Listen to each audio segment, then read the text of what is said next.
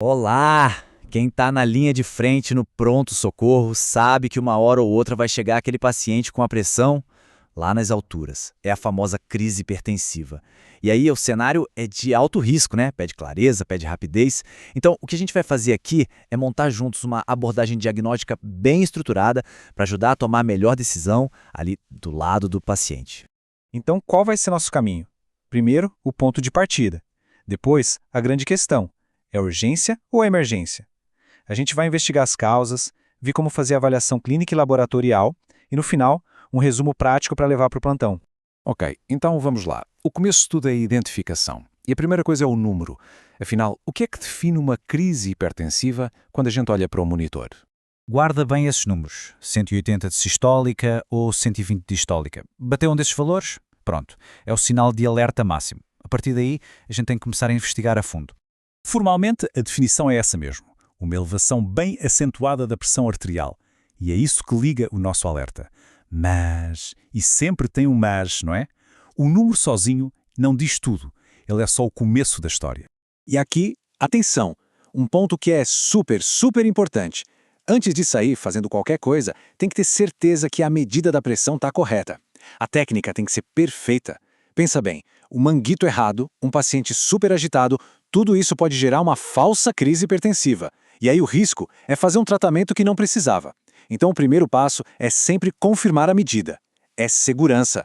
Certo, pressão confirmada, está altíssima. Agora a gente chega no ponto central, no coração da nossa avaliação. A pergunta que vale ouro é: isso é uma urgência ou é uma emergência? Olha, se tem uma coisa para guardar dessa nossa conversa é essa aqui. A diferença é surpreendentemente simples, mas ela muda tudo. É a presença ou não de lesão aguda de órgãos-alvo. Não tem lesão? Ok, é uma urgência, a gente pode respirar e agir com mais calma. Agora, se tem lesão, aí a história é outra. É uma emergência e cada minuto conta para salvar cérebro, coração, rim, o que for. Então, vamos pensar na urgência. Quais são os sinais? Geralmente são coisas mais inespecíficas, sabe? Uma dor de cabeça, um pouco de falta de ar, palpitação, ansiedade. E qual é a história clássica por trás? É aquele paciente que já tem hipertensão, mas ou parou o remédio, ou a dose não está mais funcionando. E ó, cuidado com uma armadilha aqui, a tal da pseudocrise hipertensiva. A pressão sobe sim, mas como uma reação a outra coisa. O paciente está com dor, está ansioso, está em pânico e a pressão dispara. Nesse caso, o foco do tratamento não é baixar a pressão a todo custo. O foco é tratar a causa, a dor, a ansiedade. Resolveu isso, a pressão tende a normalizar. Agora, a emergência, bom, aqui o cenário é completamente diferente. É grave. A gente está falando de eventos que podem ser catastróficos. Um AVC acontecendo, uma síndrome coronariana aguda, edema agudo de pulmão, ou até uma dissecção de aorta, eclâmpsia. Cada um desses nomes significa que um órgão-alvo está sendo lesionado naquele exato momento. E aí, não tem tempo a perder. A ação tem que ser imediata. Beleza, identificamos a crise, já sabemos se é urgência ou emergência. A próxima pergunta que a gente tem que se fazer é: por que agora? O que foi que disparou isso? Entender o gatilho é chave, não só para tratar agora, mas para evitar que aconteça de novo. Então, o que pode ter sido? Pode ser uma descarga de adrenalina gigante, por exemplo, por uso de cocaína ou anfetaminas. Ou algo que a gente vê muito: o paciente parou de tomar um remédio, tipo uma clonidina, e a pressão subiu com tudo num efeito rebote. Ou até mesmo o uso de outros fármacos, como anti-inflamatórios, corticoides. Por isso, a anamnese tem que ser quase um trabalho de detetive, sabe? Tem que perguntar de tudo. Certo, agora vamos para a mão na massa. Como é que a gente organiza a avaliação quando a suspeita é de emergência hipertensiva? Qual o passo a passo? É essa pergunta que vai guiar a gente. Porque não adianta só saber que a pressão está alta. A gente precisa saber onde ela está causando estrago. Qual é o órgão-alvo que está sofrendo. É isso que vai definir o nosso tratamento. E essa abordagem tem 2 grandes passos que se completam. Passo 1, avaliação clínica detalhada.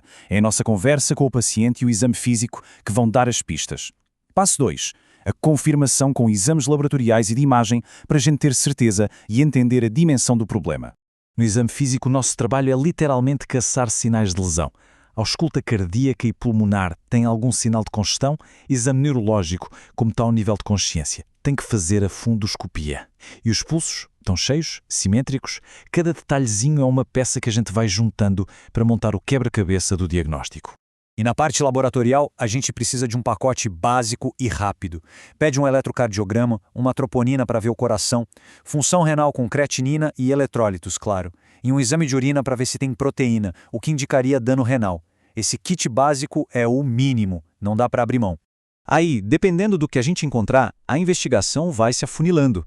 A suspeita é de insuficiência cardíaca? Vamos pedir um NT-proBNP. A gente está pensando em algo mais complexo, tipo uma microangiopatia com quebra de hemácias? Aí entram LDH, esquizócitos. Percebe? O raciocínio clínico é que manda. Ele que vai dizer qual o próximo exame a ser pedido.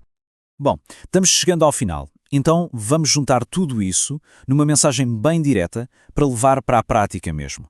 Se for para resumir tudo em uma ideia central, seria essa. A crise hipertensiva precisa de 3 coisas. Primeiro, confirmar a medida da pressão. Segundo, diferenciar, e essa é a parte crítica, se é urgência ou emergência. E terceiro, se for emergência, a gente precisa agir. Uma ação imediata, guiada pelos achados clínicos e laboratoriais. Tendo essa estrutura em mente, fica muito mais seguro e eficaz lidar com aquele paciente com a pressão nas alturas. A ideia é que, com esse passo a passo, a gente se sinta mais preparado. A pergunta que fica é: tudo pronto para o próximo caso?